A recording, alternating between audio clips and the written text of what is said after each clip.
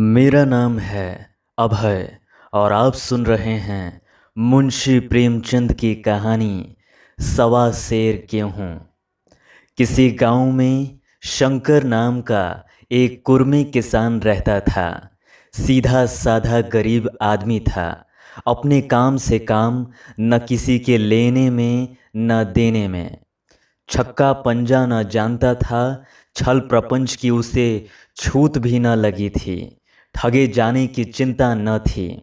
ठग विद्या न जानता था। भोजन मिला खा लिया, न मिला चबेने पर काट दी।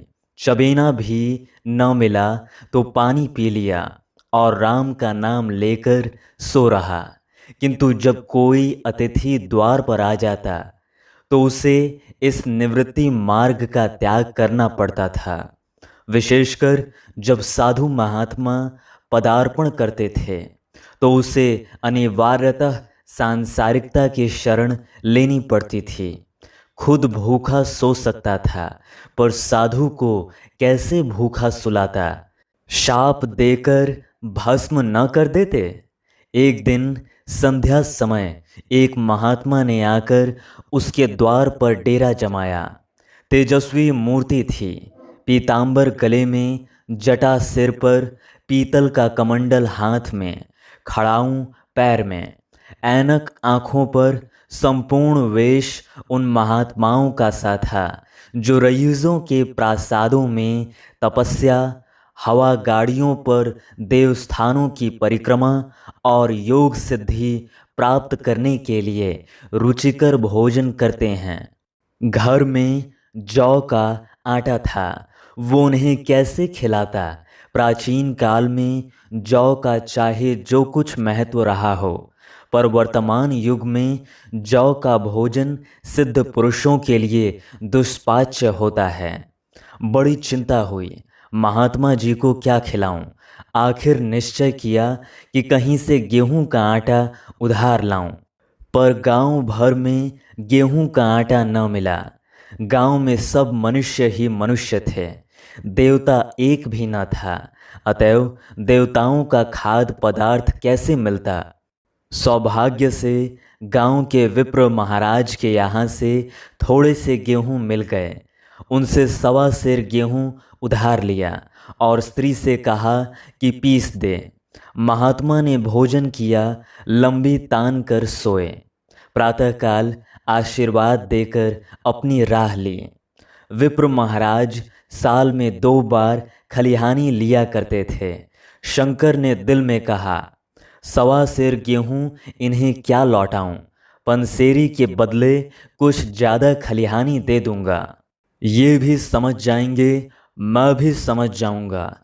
चैत में जब विप्र जी पहुँचे तो उन्हें 1.5 पनसेरी के लगभग गेहूं दे दिया और अपने को उऋण समझकर उसकी कोई चर्चा न की। विप्र जी ने भी फिर कभी न मांगा। सरल शंकर को क्या मालूम था कि ये सवा सेर गेहूं चुकाने के लिए मुझे दूसरा जन्म लेना पड़ेगा। 7 साल गुजर गए। विप्र भी विप्र से महाजन हुए। शंकर किसान से मजूर हो गया। उसका छोटा भाई मंगल उससे अलग हो गया था। एक साथ रहकर दोनों किसान थे, अलग होकर मजूर हो गए थे। शंकर ने बहुत चाहा कि द्वेष की आग भड़कने न पाए, किंतु परिस्थिति ने उसे विवश कर दिया। जिस दिन अलग अलग चूल्हे जले, वो फूट फूट कर रोया। आज से भाई भाई शत्रु हो जाएंगे। एक रोएगा, दूसरा हंसेगा। एक के घर मातम होगा तो दूसरे के घर गुलगुले पकेंगे। प्रेम का बंधन, खून का बंधन, दूध का बंधन आज टूटा जाता है। उसने भगीरथ परिश्रम से कुल मर्यादा का वृक्ष लगाया था। उसे अपने रक्त से सींचा था। उसका जड़ से उखड़ना देखकर उसके हृदय के टुकड़े हुए जाते थे। 7 दिनों तक उसने दाने की सूरत तक न देखी। दिन भर जेठ की धूप में काम करता और रात को मुंह लपेट कर सो रहता। इस भीषण वेदना और दुस्सह कष्ट ने रक्त को जला दिया, मांस और मज्जा को घुला दिया। बीमार पड़ा तो महीनों खाट से न उठा। अब गुजर बसर कैसे हो? 5 बीघे के आधे रह गए, एक बैल रह गया, खेती क्या खाक होती? अंत को यहाँ तक नौबत पहुंची कि खेती केवल मर्यादा रक्षा का साधन मात्र रह गई। जीविका का भार मजूरी पर आ पड़ा। 7 वर्ष बीत गए। एक दिन शंकर मजूरी करके लौटा तो राह में विप्र जी ने टोक कर कहा, शंकर, कल आकर के अपने बीज बैंक का हिसाब कर ले। तेरे यहाँ 5.5 मन गेहूं कब से बाकी पड़े हुए हैं और तू देने का नाम नहीं लेता। हजम करने का मन है क्या? शंकर ने चकित होकर कहा, मैंने तुमसे कब गेहूं लिए थे जो 5.5 मन हो गए? तुम भूलते हो मेरे यहाँ किसी का छटाक भर न अनाज है, न एक पैसा उधार। विप्र, इसी नियत का तो ये फल भोग रहे हो कि खाने को नहीं जुड़ता। ये कहकर विप्र जी ने उस 1.25 सेर गेहूं का जिक्र किया जो आज के 7 वर्ष पहले शंकर को दिए थे। शंकर सुनकर अवाक रह गया। ईश्वर, मैंने इन्हें कितनी बार खलिहानी दी, इन्होंने मेरा कौन सा काम किया? जब पोथी पत्रा देखने, साइत सगुन विचारने द्वार पर आते थे, कुछ ना कुछ दक्षिणा ले ही जाते थे। इतना स्वार्थ! 1.25 सेर अनाज को अंडे की भांति सेकर आज ये पिशाच खड़ा कर दिया जो मुझे निगल जाएगा। इतने दिनों में एक बार भी कह देते तो मैं गेहूं तौल कर दे देता। क्या इसी नियत से चुप साधे बैठे रहे? बोला, महाराज, नाम लेकर तो मैंने उतना अनाज नहीं दिया, पर कई बार खलिहानों में सेर सेर 2-2 सेर दे दिया है। अब आप आज 5.5 मन मांगते हैं, मैं कहाँ से दूंगा? विप्र जी, लेखा जौ बख्शीश 100-100। तुमने जो कुछ दिया होगा खलिहानों में दिया होगा, उसका कोई हिसाब नहीं। चाहे एक ही जगह 4 पसेरी दे दो, तुम्हारे नाम बही में 5.5 मन लिखा हुआ है। जिससे चाहे हिसाब लगवा लो। दे दो तो तुम्हारा नाम छेक दूं, नहीं तो और भी बढ़ता रहेगा। शंकर, पांडे, क्यों एक गरीब को सताते हो? मेरे खाने का ठिकाना नहीं, इतना गेहूं किसके घर से लाऊंगा? विप्र, जिसके घर से चाहे लाओ, मैं छटाक भर भी न छोड़ूंगा। यहाँ न दोगे, भगवान के घर तो दोगे। शंकर कांप उठा। हम पढ़े लिखे आदमी होते तो कह देते, अच्छी बात है, ईश्वर के घर ही देंगे। वहाँ की तौल यहाँ से कुछ बड़ी तो न होगी, कम से कम इसका कोई प्रमाण हमारे पास नहीं, फिर उसकी क्या चिंता। किंतु शंकर इतना तार्किक, इतना व्यवहार चतुर न था। एक तो ऋण, वो भी ब्राह्मण का, बही में नाम रह गया तो सीधे नरक में जाना, इस ख्याल ही से उसे रोमांच हो गया। बोला, महाराज, तुम्हारा जितना होगा यहीं दूंगा, ईश्वर के यहाँ क्यों दूं? इस जन्म में तो ठोकर खा ही रहा हूँ, उस जन्म के लिए क्यों कांटे बोऊं? मगर ये कोई न्याय नहीं है। तुमने राई का पर्वत बना दिया। ब्राह्मण होके तुम्हें ऐसा नहीं करना चाहिए था। उसी घड़ी तगादा करके ले लिया होता तो आज मेरे सिर पर इतना बड़ा बोझ क्यों पड़ता? मैं तो दे दूंगा, लेकिन तुम्हें भगवान के यहाँ जवाब देना पड़ेगा। विप्र जी, वहाँ का डर तुम्हें होगा, मुझे क्यों होने लगा? वहाँ तो सब अपने ही भाई बंधु हैं, ऋषि मुनि सब तो ब्राह्मण ही हैं, देवता ब्राह्मण हैं, जो कुछ बने बिगड़ेगी संभाल लेंगे। तो कब देते हो? शंकर, मेरे पास रखा तो है नहीं, किसी से मांग चांग कर लाऊंगा तभी ना दूंगा। विप्र, मैं ये ना मानूंगा। 7 साल हो गए, अब एक दिन का भी मुलाहिजा न करूँगा। गेहूं नहीं दे सकते तो दस्तावेज लिख दो। शंकर, मुझे तो देना है, चाहे गेहूं लो चाहे दस्तावेज लिखाओ। किस हिसाब से दाम रखोगे? विप्र, बाजार भाव 5 सेर का है, तुम्हें 5.25 सेर का काट दूंगा। शंकर, जब दे ही रहा हूं तो बाजार भाव काटूंगा, पाव भर छुड़ाकर क्यों दोषी बनूं? हिसाब लगाया गया तो गेहूं के दाम 60 रुपये हुए। 60 रुपये का दस्तावेज लिखा गया। 3 रुपये सैकड़े सूद। साल भर में न देने पर सूद की दर 3.5 रुपये सैकड़े। 8 आने का स्टाम्प। दस्तावेज की तहरीर शंकर को ऊपर से देनी पड़ी। गांव भर ने विप्र जी की निंदा की, लेकिन मुंह पर नहीं।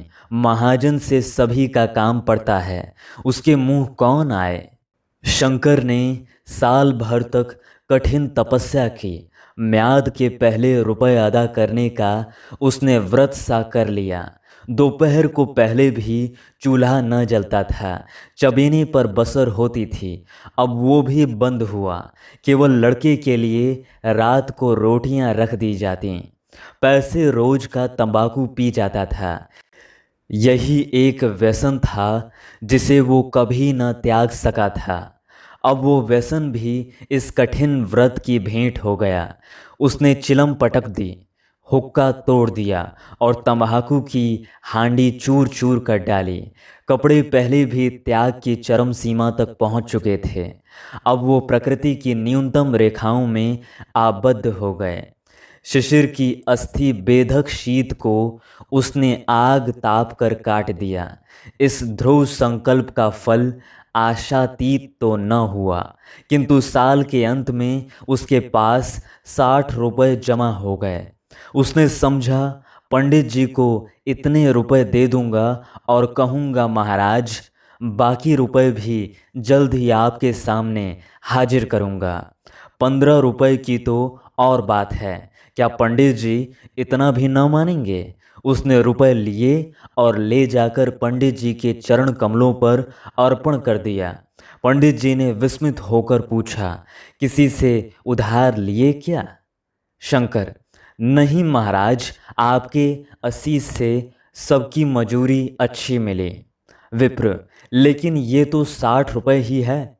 शंकर, हाँ महाराज, इतने अभी ले लीजिए, बाकी मैं 2-3 महीने में दे दूंगा। मुझे उऋण कर दीजिए।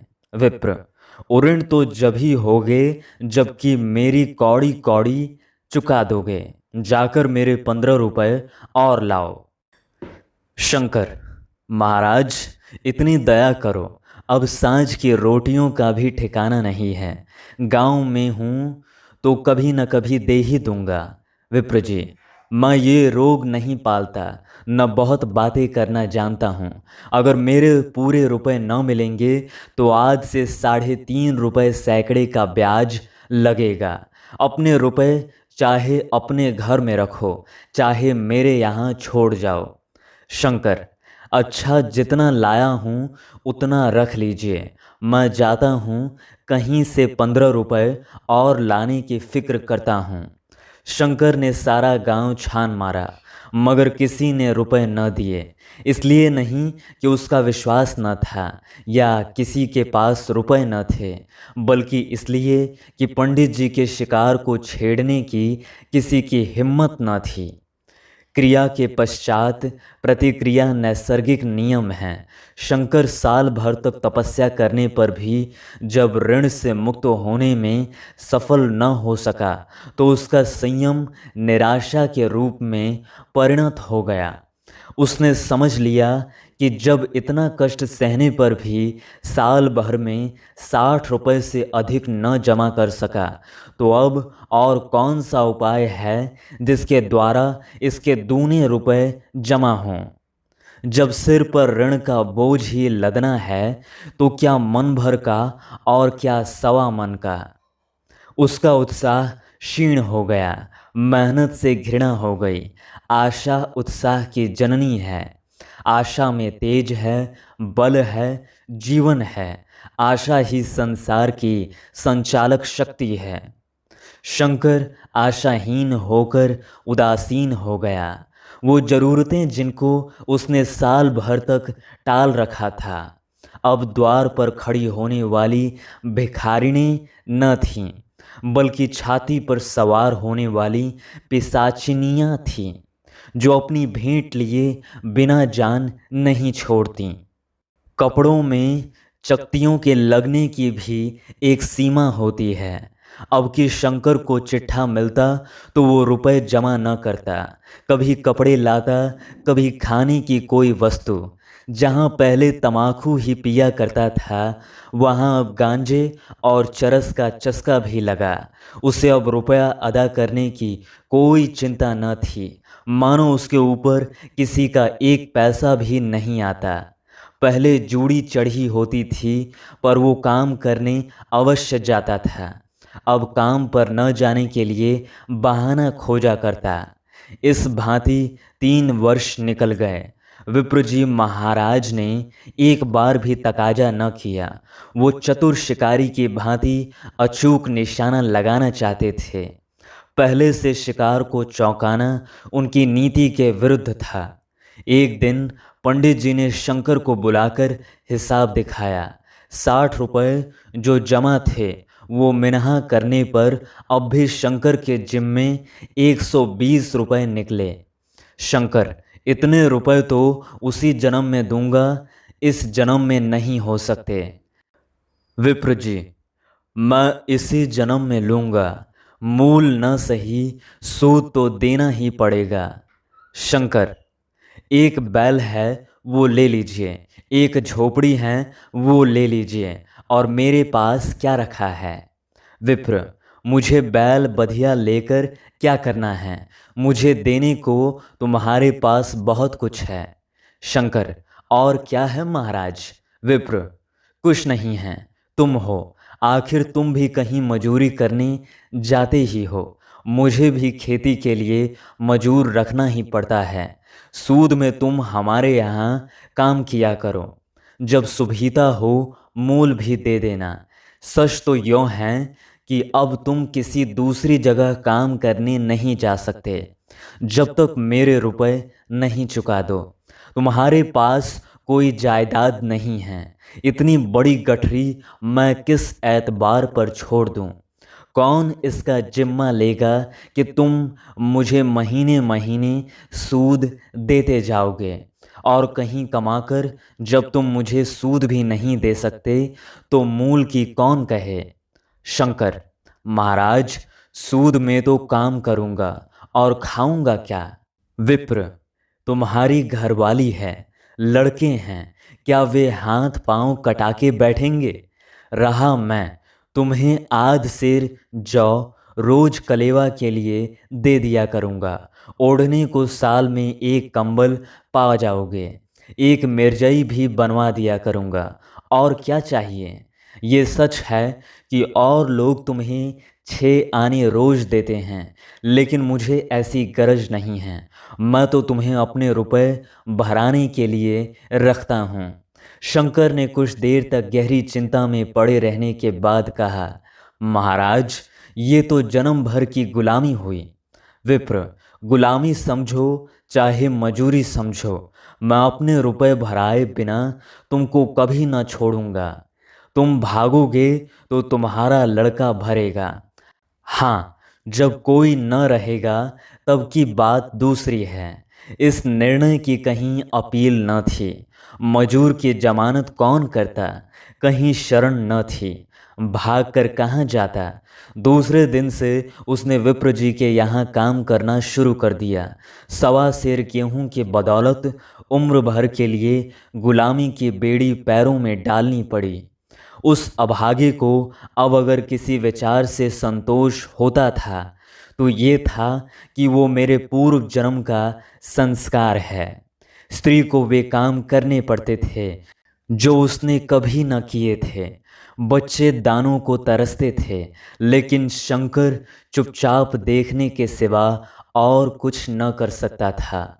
वो गेहूं के दाने किसी देवता के शाप की भांति उसके पूरे जीवन में उसके सिर से न उतरे। शंकर ने विप्र जी के यहाँ 20 वर्ष तक सेवकाई करने के बाद इस दुस्सार संसार से प्रस्थान किया।